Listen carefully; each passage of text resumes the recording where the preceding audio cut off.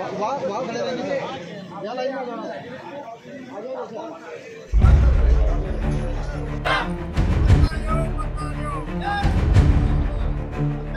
गद्दारों को गोली मारो, सालों को गद्दारों को गोली मारो।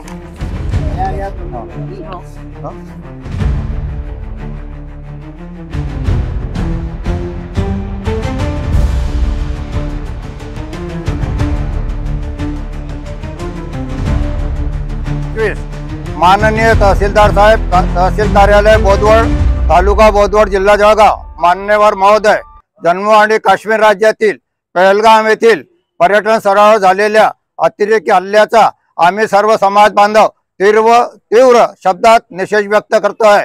हिंदूंना ज्या पद्धतीने धर्म व जात विचारून सोबत असणाऱ्या परिवारासमोर अमानुषपणे गोळ्या घालण्यात आल्या व हे अत्यंत दुःखद आहे। या हल्ल्यात ज्या कुटुंबावर दुःखाचा डोंगर कोसळला आहे त्याच्या दुःखात आम्ही सर्व समाज बांधव सहभागी आहोत। या हल्ल्यानंतर केंद्र सरकार जे निर्णय घेतील ते जे निर्णय घेतले आहे की जसे की सिंधू नदी जल करार रद्द, अटारी बॉर्डर बंद, समझौता रेल्वे बंद, समाजात भारतात विजावर असलेल्या पाकिस्तानी नागरिकांना 48 तासात देश सोडण्यास सांगणे आणि देश हिताचे निर्णय सरकारने घेतले आहे व यापुढे अतिरेकी संघटनांना विविध प्रकारची मदत करणाऱ्या पाकिस्तान जगाच्या पाठीवरून नेस्तनाबूत करण्याचे चांगले काम सरकार हे लवकरात लवकर करावे हेच आमचे म्हणणे आहे। हे निर्णय केंद्र सरकारने घेतले आहे, त्या निर्णयावर केंद्र सरकार ठाम राहील असा आम्हाला आत्मविश्वास आहे। तरी आपण हे निवेदन महामहिम राष्ट्रपती महोदयापर्यंत भारतवासियांना पोहोचवा ही नम्र विनंती आपले सर्व समाज बांधव बोदवड, जिल्हा जळगाव, प्रति राष्ट्रपती भवन, पंतप्रधान कार्यालय, गृह मंत्रालय, रक्षा मंत्रालय, मानवाधिकार आयोग। बिस्मिल्लाहिर्रहमानिर्रहीम। आज हम यहाँ पर बोदवड तहसील कार्यालय में जो जम्मू कश्मीर में भयाड़ हल्ला हुआ और परिवारों के साथ में सामने गोलियां मारकर जिन लोगों की हत्या की गई, हम सारे बोदवड़वासी, यहाँ का हर समाज उस दुख में बराबर का शरीक है और हम उन लोगों के साथ में हैं जिन लोगों के परिवार से कोई ना कोई कत्ल किया गया है, गोलियां मार के उसको ख़त्म की गई है। हम सारे के सारे लोग उनके साथ में हैं। और दूसरी बात यह है कि अगर कुछ बाहर की ताकतें, पाकिस्तान के आतंकवादी अगर ये समझते हैं कि वो चंद लोगों को कत्ल करके और चंद लोगों को कायराना, बुज़दिलाना तरीके से पीठ के पीछे वार करके अगर वो समझ रहे हैं कि हम भारत देश को नुकसान पहुंचाएंगे, भारत देश को दबाने की कोशिश करेंगे, तो मैं आज ये कह दूं कि ये उनकी सबसे बड़ी भूल है। हम पूरे भारतवासी अपने सीनों पर गोलियां खाने के लिए तैयार हैं, लेकिन वो सामने से आकर हल्ला करें और वो सामने से आकर हमारा मुकाबला करें। हमारे भारत देश का बच्चा बच्चा अपने सीने पर गोली खाने के लिए तैयार है और इसके लिए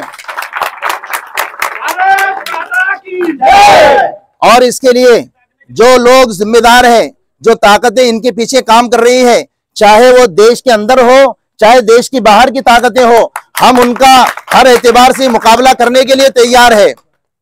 वो बुज़दिल और वो कायर और मराठी में क्या बोलते हैं उसको, नपुंसक, वो नपुंसक, वो हिजड़े, वो पीठ के पीछे आके निहत्थे लोगों पर, हमारे भारत देशवासियों पर हमला करके अपने आप को बहादुर कहते हैं। तो मैं आज उनको चैलेंज करता हूं कि वो सामने आमने आकर हमसे लड़ाई करें। हमारे इंडियन आर्मी तो बहुत दूर की बात है, हमारा नौजवान, हमारा बच्चा बच्चा उनके मुकाबले के लिए काफी है और उनके मुकाबले के लिए तैयार रहेगा हमेशा। लिहाजा हमारे भारत देश को तोड़ने के लिए जो बाहर की ताकतें काम कर रही हैं और हमारे भारत देश को तोड़ने के लिए अंदर की जो ताकतें, हमारे मुल्क के अंदर भी कुछ ताकतें पनप रही है जो चाहते हैं कि हमारे मुल्क के टुकड़े हो, वो चाहते हैं कि हमारे मुल्क के अंदर दरारें पैदा हो, लेकिन हम उनकी साजिशों को नाकाम करेंगे, उनकी साजिशों को हम कभी कामयाब होने नहीं देंगे। लिहाजा मेरी गुजारिश और दरखास्त है केंद्र सरकार से भी कि वो इस ताल्लुक से जो बड़े और कड़े कदम उठा रही है, हम उनके शाना बशाना खड़े हुए हैं, हम उनके साथ कंधे से कंधे लगाकर खड़े हुए हैं। मोदी जी जो कदम उठा रहे हैं इस मामले में हम उनके शाना बशाना हैं। हम इंशाअल्लाह ताला अपनी जान के नजराने पेश कर देंगे, लेकिन हम तिरंगे को कभी झुकने नहीं देंगे। इसलिए मैं आखिरी एक बात कह के अपनी बात को खत्म करूंगा कि कुछ ताकतें हमारे अंदरूनी मुल्क भी और बैरूनी मुल्क भी हमारे मुल्क के अंदर डिवाइड एंड रूल की जो पॉलिसी इख्तियार कर रहे हैं, वो चाहते हैं कि हमारा मुल्क जो है तबाह हो जावे और आपस में खाना जंगी का शिकार हो जावे। लिहाजा मैं इस तमाम देशवासियों को ये पैगाम देना चाहता हूं कि ये झोपड़ी, ये महल सबका मुकद्दर फूट जाएगा, ये झोपड़ी, ये महल सबका मुकद्दर फूट जाएगा अगर ये साथ हिंदू मुस्लिम का छूट जाएगा और हमारे दरमियान प्यार के रिश्ते रहे कायम। अगर ये रिश्ते टूट जाएंगे तो भारत देश टूट जाएगा। लिहाजा मैं अपनी इस बात को इस शेर पे खत्म करता हूं और ये दरखास्त करता हूं केंद्र सरकार से भी कि वो कड़े से कड़े कदम उठाएं और जिन लोगों ने हल्ला किया है उनको सजाए मौत की सजा जरूर दें। यदा यदा हि धर्मस्य ग्लानिर्भवति भारत अभ्युत्थानं हि धर्मस्य तदात्मानं सृजाम्यहम् परित्राणाय साधूनां विनाशाय च दुष्कृतं धर्म संस्थापनार्थाय संभवामि युगे युगे। प्रभू श्रीरामचंद्रांचं नाव घेणारे मवाळ राम भक्त आहोत आम्ही, परंतु याचा अर्थ असा समजू नका की जेव्हा जेव्हा जर धर्मावर आच आलीच तर भगवान श्रीकृष्णाचा आशीर्वाद घेऊन कुरुक्षेत्रावर अर्जुनासारखा गांडीव हातात धरणारे कृष्ण भक्त देखील आहोत आम्ही। कारण मित्रांनो आता पाणी नाकाच्या वर गेलेलं आहे। काय मिळालं, काकांनी दादांनी सांगितलं निष्पाप लोक मारले, काय सिद्ध करायचं होतं यंदा? कोणाचा भाऊ मारला, कोणाचा बाप मारला, कोणाचं सौभाग्यवती मारलं, काय सिद्ध झालं याच्यातून? काळीमा फासण्याचं काम केलेलं आहे, माणुसकीला काळीमा फासलेली आहे तुम्ही। आणि काय विचारून मारलं तुम्ही? धर्म विचारून मारला। धर्म, ज्या सहिष्णू धर्मासाठी आम्ही कित्येक वर्ष झाले आम्ही जगतो आहोत, लढतो आहोत, तो धर्म विचारताय। बरेचसे जण, हे बघा दादा, कौरवांमध्ये एखादा युद्धसूम होता की जो धर्माच्या बाजूने उभा राहिला आणि धर्मासाठी मेला, पांडवांनी त्यांना नमन देखील केलं। त्याच प्रकारे त्या गटामधला काही एक युद्धसूम होता की जो हिंदूंना वाचवण्यासाठी मेला, त्याला नमन आहे आमचं। परंतु सलीम दादा, विचार करावा लागेल की एखादं रोपटं एका दिवसात मोठं होत नसतं, त्याच्यावर नजर ठेवणारे त्याचे आई वडील असतात, आजूबाजूचा समाज बांधव असतो। तो जेव्हा इतक्या निकोपाला जातो तेव्हा एका रात्रीत गेलेला नसतो, तेव्हा गरज होती समाजाने त्याच्यावर लक्ष ठेवण्याची, गरज होती की तो काय करतो हे बघण्याची। एक युद्धसूम मेला हिंदू धर्मासाठी, आम्ही जरा अभिवादन करू, परंतु बाकीचे पण तिथे कौरव होते, त्या कौरवांना दादा नजरअंदाज करून चालणार नाही। त्यांच्यावर लक्ष जर ठेवलं गेलं असतं तर हे निष्पाप लोक आज बळी गेले नसते। पण त्या कौरवांना सांगता सांगता मला माझ्यातल्या देखील लोकांना सांगावं लागतंय, जे सो कॉल्ड कम्युनिस्ट आहेत, ताशेरे ओढत होते, संघ असा संघ तसा। संघ काय मी सांगतो तुम्हाला एका मिनिटामध्ये। संघाने 55 वर्षापूर्वी एक कविता तयार केली होती। मागच्या 30 वर्षापासून माझ्यासारखा स्वयंसेवक ती कविता ऐकतोय, अर्थ मला 22 तारखेला लागला, आदरणीय अंत काका, त्या कवितेचा। कविता काय होती ती? भूल कर भी मुख में जाती पंथ की न बात हो, भाषा प्रांत के लिए कभी न रक्तपात हो। फूट का भरा गड़ा है फोड़ कर बढ़े चलो, संगठन गढ़े चलो सुपंथ पर बढ़े चलो। आ रही है आज चारों ओर से यही पुकार, हम करेंगे त्याग मातृभूमी के लिए अपार। बघा हे तंतोतंत घडलं की नाही घडलं।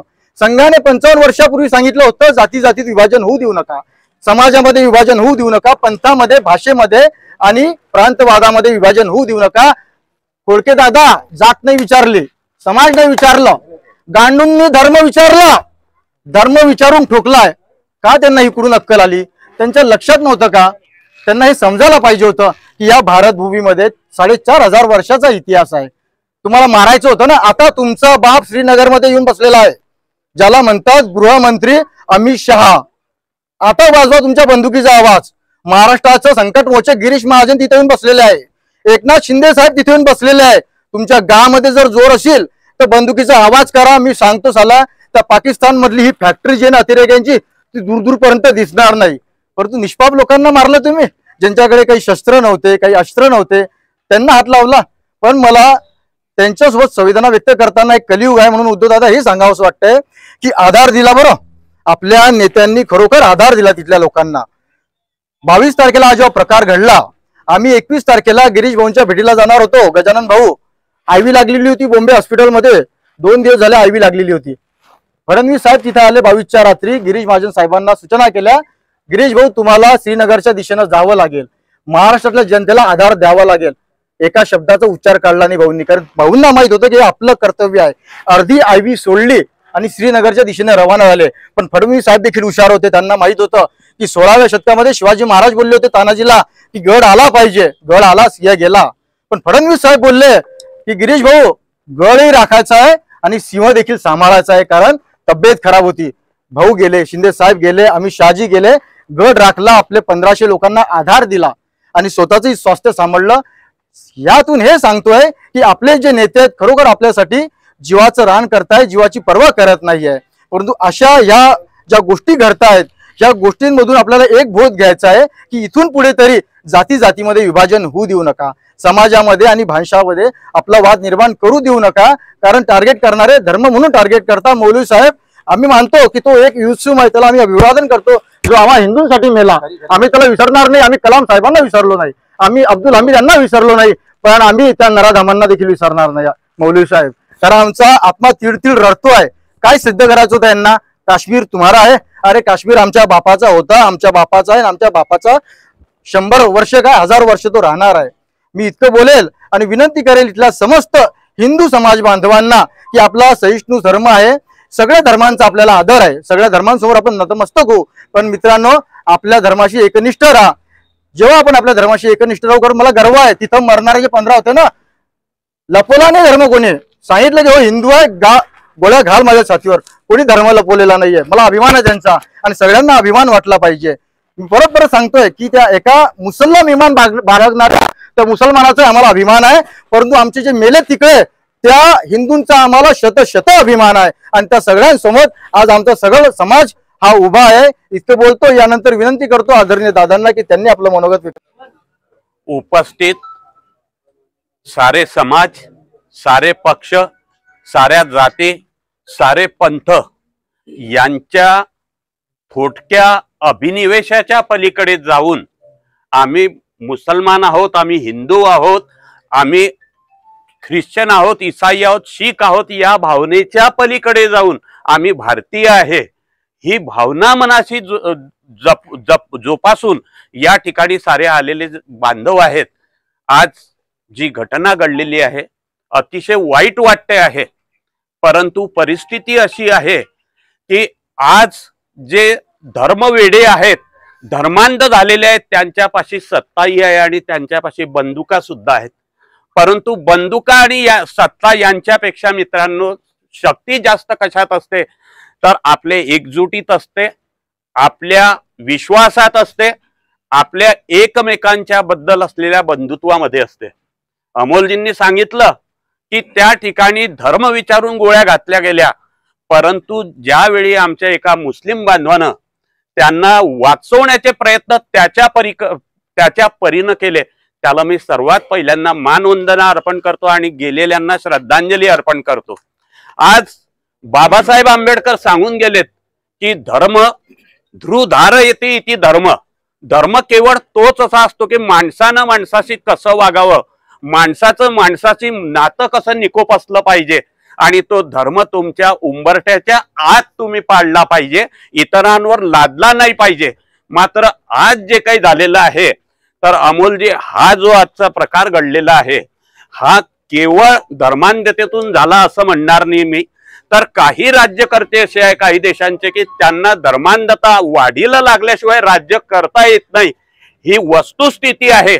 परंतु मित्रांनो, आज आपण पाहतो की केवळ या ठिकाणी धर्माच्या नावाखाली आज हत्या झाल्यात। परंतु युक्रेन आणि रशियाचं जर आपण उदाहरण घेतलं तर सत्ता लालसेतून आणि माझं जगावर वर्चस्व दाखवण्याच्या भावनेमधून आज ट्रम्प आपले रशियाचे अध्यक्ष त्यांच्यावर आक्रमण करतायत। आज त्याच्यामध्ये मानवजातीचा विनाश होतोय, त्याच्यामध्ये आमच्या भगिनी त्या रक्ताने आमच्या नसतील, पण उत्तर ध्रुवावर राहणारा असो किंवा दक्षिण ध्रुवावर राहणारा असो, माणूस तो माणूसच आहे। आणि या ठिकाणी आपला विचार संपूर्ण जगामध्ये गेला पाहिजे। अमोलजी, मी जगात आपला विचार गेला पाहिजे का म्हणतो की आज तेवढी प्रभावी साधनं आपल्याजवळ आहेत की आपले विचार आपण इतरांना पटतील अशा पद्धतीने प्रोसीड करू शकतो। आणि ज्या दिवशी असं होईल की जगातले सारे लोक, इस्लामचे पुरस्कर्ते असतील, हिंदूंचे पुरस्कर्ते असतील, हे सारे एक होतील आणि मानवतेचा धर्म मला हिंदू धर्मापेक्षा, मुस्लिम धर्मापेक्षा खरा धर्म सर्वात मोठा जर वाटत असेल तर तो मानवतेचा धर्म मी मोठा मानतो। आणि ज्या आमच्या मुस्लिम बांधवांना त्या ठिकाणी हिंदू बांधवांना वाचवण्याचा प्रयत्न केला, कारण त्याला माहिती होतं की माझी रोटी जी चालते ती या व्यवसायातून चालते। आणि म्हणून हेच सिद्ध होते की तुम्हाला सर्वांना जर एकत्र जोडायचं असेल तर आर्थिक विकासाच्या दृष्टिकोनातून, सामाजिक विकासाच्या दृष्टीनं आपण एका धाग्यात ओवलेल्या फुलांसारखे जर राहू तरच आम्हाला एकत्र राहता येईल। या ठिकाणी तिकडे काही झालं म्हणजे इकडे जे पडसाद उमटतात, तर माझी आमच्या सर्व बांधवांना विनंती आहे की आज जो भारताशी निष्ठा ठेवणारा मुसलमान आहे त्याचा या गोष्टीमध्ये दोष नाही, त्याला आपण नेहमी हृदयाशी कवटाळून घेतलं पाहिजे। या लोकांची, एकमेकांवर मानवतेच्या दृष्टीनं प्रेम करणाऱ्या लोकांची आपण संख्या वाढवली पाहिजे। बुद्धानं दिलेले विचार आपण पुढे नेले पाहिजे। शिवाजी राजांनी सर्वांना, 12 बलुतेदारांना एकत्र नेण्याचे विचार आपण उराशी जपले पाहिजे। महात्मा फुल्यांनी दिलेले विचार आपण समोर नेले पाहिजे आणि त्याच्यामधूनच एक सशक्त मानवाधार असलेली एक संस्था उभी राहणार आहे, जे काही आपल्याला अपेक्षित आहे। ज्या दिवशी जगाच्या पाठीवर असं होईल की आमच्या वैयक्तिक जातीपेक्षा, आमच्या वैयक्तिक धर्मापेक्षा मानवतेचा धर्म मोठा आहे आणि आम्ही तो जोपासला पाहिजे, त्या दिवशी कोणताही अतिरेकी हातात बंदूक घेतली तरी तो गोळ्या चालू शकणार नाही। कारण त्या ठिकाणी आमच्या एका मुस्लिम बांधवानं वाचवण्याचा प्रयत्न केला, त्या ठिकाणी 100 मुस्लिम बांधव येतील, 100 हिंदू बांधव येतील आणि अशा सकारात्मक विचाराच्या लोकांची संख्या ज्यावेळेस वाढेल त्या दिवशी जगातली ही सर्वात शेवटची शोकसभा होणार आहे। मला असं वाटतं या शोकसभेमधून विचार मंथन जे झालं पाहिजे, जगाच्या पाठीवर ते विचार असे पोहोचवले गेले पाहिजे की चांगल्या विचाराच्या लोकांना त्याच्यामधून मानसिक बळ मिळालं पाहिजे। या ठिकाणी मी पक्षापलीकडे जाऊन, समाजापलीकडे जाऊन एक माणूस म्हणून गेलेल्यांना श्रद्धांजली वाहतो आणि आशा करूया की आपण आपापसात वाद न करता, अमोलजी, आम्ही हिंदू म्हणून आम्हाला दुःख होते, परंतु पुढे जाऊन हिंदूमध्ये जातीमध्ये तेढ निर्माण व्हायला नको, हा विचार सुद्धा तेवढाच महत्वाचा आहे। म्हणून जातीभेदावर आधारित व्यवस्था आम्ही मोडीला आणली पाहिजे। या विचाराला मी माझ्या परीने पाठबळ देण्याचा प्रयत्न करून या ठिकाणी थांबतो। जय हिंद, जय महाराष्ट्र। देशावरती जो हल्ला झाला, खऱ्या अर्थानं आज ती 26 लोक नसून या संपूर्ण देशावरती हा हल्ला झालाय असं म्हटलं तर अयोग्य ठरणार नाही। आणि ज्या पद्धतीनं देशामध्ये मोदी सरकारने, त्याचप्रमाणे मोदी सरकारमध्ये जे सहयोगी पक्ष सहभागी आहेत त्या सर्व पक्षीय लोकांनी ज्या पद्धतीनं आज पाकिस्तानला जो धडा शिकवण्याचं जी रणनीती आखली आहे, खरं तर त्या रणनीतीला पाठिंबा म्हणून आज संपूर्ण देश सहयोगी पक्षाचे प्रमुख पदाधिकारी असतील, एकनाथजी शिंदे साहेब असतील, शिवसेनेचे काही आमदार असतील, या सगळ्या लोकांनी जो नरेंद्र मोदी साहेबांना जो पाठिंबा दिलाय, खरंच देशाच्या प्रधानमंत्र्यांकडून आज आम्ही प्रथमतः अपेक्षा बाळगतो. त्यांनी ज्या पद्धतीनं आज 5 निर्णय तडकाफडकी घेतले, त्या निर्णयाचंही आम्ही स्वागत करतो आणि इथून पुढे अशाच पद्धतीनं पाकिस्तानला धडा शिकवण्याचं काम हे नरेंद्र मोदी साहेब करतील. त्याचप्रमाणे विरोधी शक्ती कितीही पद्धतीनं, कितीही कूटनीतीनं देशामध्ये जर दुफडीचं राजकारण करत असतील, तर खऱ्या अर्थानं सांगायचं झालं तर आमच्या देशाची एक परंपरा आहे की आमच्या देशामध्ये जेव्हा एखादी मुस्लिम बांधव हा त्याचा देहांत होतो, त्यावेळेला आमचा हिंदू बांधव त्याची कबर खोदायला जातो, आणि जेव्हा आमचा एखादी हिंदू बांधव जर या देशामध्ये मरत असेल तर त्याला अग्निडाग देण्यासाठी आमच्या देशामध्ये मुस्लिम बांधव देखील जातात. ही आमच्या हिंदुस्थानाची परंपरा आहे आणि या परंपरेला कितीही विदेशी शक्ती किंवा काही कूटनीती करणारे किंवा काही धर्मद्रोही समाजद्रोही लोक खतपाणी घालत असतील, तर इथला हिंदू मुस्लिम समाज हा कधीही त्याला खतपाणी घालणार नाही. गुन्ह्या गोविंदाने इथून पुढे अशा पद्धतीनं आमचे दोघही समाज हिंदू मुस्लिम हे गुन्ह्या गोविंदानं नांदत राहतील अशी अपेक्षा देखील आम्ही देशाच्या जनतेकडून बाळगतो. जय हिंद, जय महाराष्ट्र. माता जिजाऊ प्रथमतः दिवंगत करतो. 2-3 दिवसापूर्वी जो हल्ला झाला आपल्या भारतामध्ये पेहलगाममध्ये, त्यात मृत्युमुखी पडलेल्या सर्व भारतीयांना मी अत्यंत अश्रुपूर्ण श्रद्धांजली अर्पण करतो. मुळात हा जो भ्याड हल्ला झाला, म्हणजे भ्याडच्या पलीकडे काही विषय लावता येईल का ते मी विचार करतोय. म्हणजे अतिशय नपुंसक पद्धतीने हा हल्ला झाला. तुम्ही आमच्या आर्मीवर, आमच्या जवानांवर, ज्या लोकांनी हातामध्ये शस्त्र घेतले अशा लोकांवर हल्ला केला असं समजू शकलो असतो, पण हे जे लोक जीवनाचा आनंद घेण्यासाठी त्या ठिकाणी गेले, तुम्ही त्या लोकांना हल्ला केला, त्या हल्ल्याचं कोणत्याही प्रकारचं आपण समर्थन करू शकत नाही. हा जो हल्ला झाला, हा हल्ला भारतीयाच्या सार्वभौम घटनेवर, राष्ट्रीयतेवर आणि हिंदू मुस्लिम प्रेम संबंधावर झालेला हल्ला आहे. हा हल्ला करणाऱ्यांना माहिती होतं हा जर हल्ला झाला या ठिकाणी तर काश्मीरचं अर्थकारण बिघडून जाईल. अर्थकारण बिघडल्यानंतर जे काही पडसाद त्या ठिकाणी उमटणार आहे ते अत्यंत विदारक स्वरूपात राहणार आहे. म्हणजे जे सियासती खेळ खेळतात यांना दोन धर्मामध्ये जोपर्यंत आपण जरी उत्पन्न करत नाही तोपर्यंत यांना राज्य करता येत नाही. दादांच्या मताशी मी 100% सहमत आहे. दादांनी अतिशय मार्मिक विश्लेषण या घटनेचं केलेलं आहे. त्या विश्लेषण मला वाटते इथं जे उपस्थित सर्व आपले समाज बांधव आहे यांना हे कळलेलं आहे. मुळात ह्या घटना घडायला नको पाहिजे होत्या.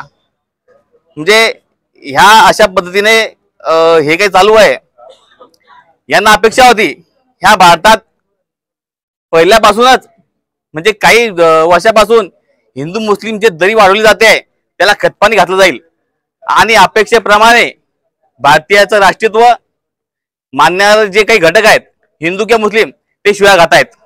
का तर त्यातले ते काही दोष शोधतायत. ज्या पद्धतीने यांनी हल्ला केला त्यांना वाचवणारे सुद्धा काश्मीरी तरुण होते. साधारणतः 25-26 लोक या ठिकाणी मृत्युमुखी पडले. काश्मीरी लोकांच्या सहकार्य जर नाही मिळालं असतं तर कधीच हा आकडा वाढला असता. पण ही घटना झालेली अतिशय दुःखदायक आहे, क्लेशदायक आहे आणि विचार करण्यासारखी आहे. मुळात क्या असा विचार होतोय, भारत पाकिस्तान अंतर 300 किलोमीटर आहे. 300 किलोमीटरचा पल्ला हे पार करून येत आहेत. 40 मिनिटं अतिशय आरामात लोकांचा टार्गेट किलिंग करतायत. तू कोणत्या समाजाचा आहे, कोणत्या धर्माचा आहे, अशा पद्धतीने आरामात ते क्लिनिंग करून जात आहेत. हे कोणाची चूक आहे, हे कोणाचा अपयश आहे, याकडे पण आपण लक्ष घेतलं पाहिजे. त्या घटनेमुळे भारतातलं वातावरण न बिघडवता आपण सर्वांनी ताकदीने ह्या घटनेकडे आता गांभीर्यपूर्वक बघून कशा पद्धतीने फेस करता येईल आणि आपल्या भारताची अखंडता, एकता, हिंदू मुस्लिम प्रेम संबंध कशा पद्धतीने छापून टाकता येतील, आपला भारत कसा पद्धतीने पुढे जाईल ह्याकडे लक्ष दिलं पाहिजे. धन्यवाद. जय जाऊ, जय शिवराय. जो अतिरेकी हल्ला झाला, या हल्ल्यामध्ये आपले भारतीय जवळजवळ 27 पर्यटक तेथे मरण पावले. त्यांना सर्वप्रथम मी बोदवड तालुका काँग्रेसतर्फे श्रद्धांजली अर्पण करतो. आणि हा जो हल्ला झाला, या हल्ल्यामध्ये हिंदू आणि मुस्लिम या 2 धर्मांमध्ये जास्तीत जास्त दरी कशी निर्माण होईल याच्यावरती हे चालू आहे. हे फार चुकीचा विषय आहे देशामध्ये. आणि हा हल्ला झाला तर तिथे ते अतिरेकी म्हणतो आपण, हे आले कसे, कोणत्या मार्गाने आले, तिथे संरक्षण होतं ना का? जर पर्यटन विभाग एवढे मोठे आपल्या भारतातले जर पर्यटक तिथे जातात, त्यांच्या संरक्षणाची जबाबदारी आपल्या सरकारनं तिथे ठेवलेली पाहिजे होती चांगल्या प्रकारे. आणि जे हल्ल्यामध्ये जे मृत्युमुखी पडले याचा शोध घेऊन, अतिरेक्यांचा शोध घेऊन त्यांच्यावर कठोरात कठोर कारवाई सरकारने करावी अशी अपेक्षा व्यक्त करतो. जय हिंद, जय भारत. दिवसापूर्वी काही अतिरेक्यांनी जो भ्याड हल्ला केला आणि त्याच्यात मृत्युमुखी पडले, त्यांना खूप भावपूर्ण श्रद्धांजली अर्पण करतो. कालच एक व्हिडिओ मी पाहिला होता, त्याच्यात सेनेचे सेनाधिकारी, आपले सर्वोच्च सेनाधिकाऱ्यांनी गीतेचा एक बोर्ड तिथे लावलेला होता आणि संदेश दिला होता की उठा आता. तर माझं असं म्हणणं आहे की ज्याप्रमाणे मोदीजींनी त्या दिवशी ज्या जोशपूर्ण वातावरण केला, मी असं म्हणाल की गीतेचा घेऊन आपण कृष्णरूपी जे आता भारताचं फार चांगलं वातावरण तयार झालेलं आहे. सर्व पक्ष, सर्व धर्म, सर्व एक, आपण त्याच्या पाठीशी उभे राहिलेले आहे. कोणी असं नाही की ते पाठीशी उभे नाही. आता हा एवढा चांगला वातावरण तयार झालं आहे. आम्ही मोदीजींना विनंती करतो की त्यांनी गांडीव हाती धरावं आणि समोर काय नाही, 1 ते 2 तुकडे करून त्यांचा बदला घ्या आणि नेस्तनाबूत करा त्यांना. नेहमी 2-4-8 महिने झाले, महिना झाला की परत काही ना काही होतं. 2-4, 10-20 लोक आपले मारले जातात. आपण संवेदना व्यक्त करतो. मोदीजींना आग्रहाचे सर्वांच्या तर्फे मी एक विनंती करतो की त्यांनी गांडीव धरून आता जे सांगितलं ते करा आणि नेस्तनाबूत करा. पुन्हा ना बजेगी ना रहेगा बास, ना रहेगी बासरी. 1 घाव 2 तुकडे करा आणि आता सर्वांना आपण समाधान द्या, हीच आपल्याला विनंती आहे. मी सर्वांतर्फे, आमच्या व्यापारी संस्थांतर्फे सर्वांना भावपूर्ण श्रद्धांजली अर्पण करतो आणि मोदीजींना परत आपल्या सर्वांतर्फे विनंती करतो की त्यांनी आता उशीर न लावता अटॅक करा. सर्वांना जय श्रीराम. जम्मू काश्मीर पहलगाम येथे झालेल्या घटनेबद्दल इतकं सांगायचं वाटेल की जो हल्ला झाला तो हिंदू बघून झाला. जे झोपलेले हिंदू आहे भारतातले किंवा अखंड भारतातले, त्यांनी जागे व्हावे. आता बघताय ते जे हल्ले होत आहे ते हिंदू पाहून होत आहे. त्यांना कपडे उतरायला लावले, त्यांच्या चेकिंग झाली, त्याच्यानंतर त्यांच्यावर हल्ले झाले आणि त्याच्यानंतर त्यांच्यावर गोळ्या झाडल्या गेल्या. म्हणून भारतातल्या हिंदूंना इतकं सांगावं लागेल, जे झोपलेले त्यांनी जागे व्हायचे आणि धर्माबद्दल जागृत राहावे, इतकंच सांगेल त्यांना. आता भावपूर्ण श्रद्धांजली देऊ आपण. आणि पूर्ण बोदवड शहर आज कडकडीचं बंद राहील हे सर्वांना आवाहन करतो. जय श्रीराम. जय श्रीराम. पहलगाव मध्ये जो हल्ला झाला त्या सर्व मृतांना भावपूर्ण श्रद्धांजली बोदवड तालुक्यातर्फे. पहलगाव मध्ये ज्या आतंकवादींनी हमला केला तर त्यांनी सर्वात अगोदर तिथं पाहणी केली हिंदू मुस्लिमांची. पाहणी केल्यानंतर काही हिंदूंना हिंदू मुस्लिम विचारलं गेल्यानंतर त्यांना कलमा पडला गेला. कलमा ज्यांना नाही आला त्यांचे पॅन्ट उतरून, कपडे उतरून त्यांना चेक केलं, नंतर गोळ्या झाडल्या. आणि आणखी ज्या महिलांनी विचारलं की बा आमच्या पतींना मारलं तू, तर आम्हाला पण गोळ्या घाल, तर त्यांना सांगितलं की बा मी जिवंत राहिले पाहिजे, तर मोदींना सांगण्यासाठी जिवंत राहिले पाहिजे. तर याच्यावरून एकच उद्दिष्ट आहे की बा हा हिंदूलाच का टार्गेट केलं गेलं तिथं. ठीक आहे, मुस्लिम बांधवांनी तिथं काही मृत हिंदूंना उचललं, मदत केली, ते पण तिथं ते गोष्ट मी मान्य करतो, पण काच हिंदूंनाच का टार्गेट केलं. तसं बंगालमध्ये काही दंगल होण्याच्या 3 दिवस अगोदर हिंदूंच्या घरांवर निळी शाई टाकली गेली. का निळी शाई टाकली गेली? हिंदूंचे घर ओळखावे जावे म्हणून. नंतर त्याच घरांमध्ये काही महिलांची इज्जत लुटली गेली, महिलांना पुरुषांना मारलं गेलं. कशामुळे? एक निष्कर्ष असा निघलाय की कुठेतरी जात धर्म बघून मारलं गेलंय, तर जात धर्म बघूनच खरेदी झाली पाहिजे. हा इस्लामिक वाद आहे, इस्लामिक आतंकवाद आहे. ते कुठेच असं इस्लामिक वाद नाही म्हणत.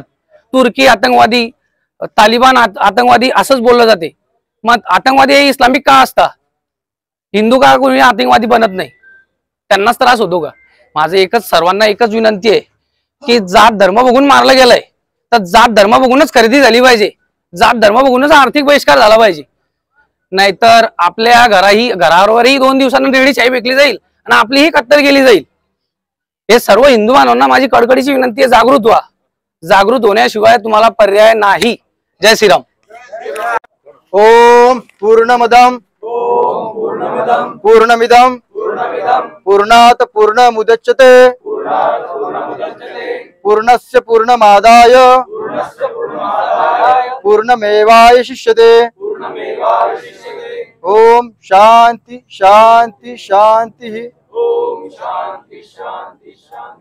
बळीराजा मंगल कार्यालय इथं गिरीश भाऊ फाउंडेशन व न्यू रुबी स्टार हॉस्पिटल यांच्या विद्यमाने रुग्णांसाठी निःशुल्क सेवा देण्याचा आज उपक्रम राबवलेला आहे।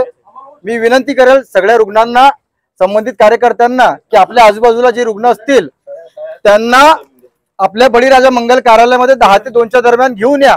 कुठल्याही प्रकारची शस्त्रक्रिया जर असली तर ती निःशुल्क होणार आहे। कुठल्याही समाजाचा असो आणि कुठल्याही धर्माचा असो, गिरीश भाऊंच्या माध्यमातून सगळ्यांवर निःशुल्क शस्त्रक्रिया केली जाणार आहे आणि सगळ्यांना बरं करण्याचा प्रयत्न केला जाणार आहे।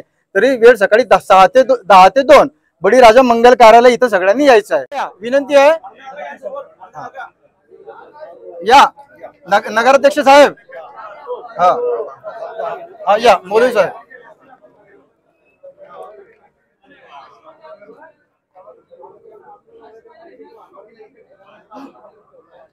आमची विनंती आहे माननीय अधिकारी साहेब,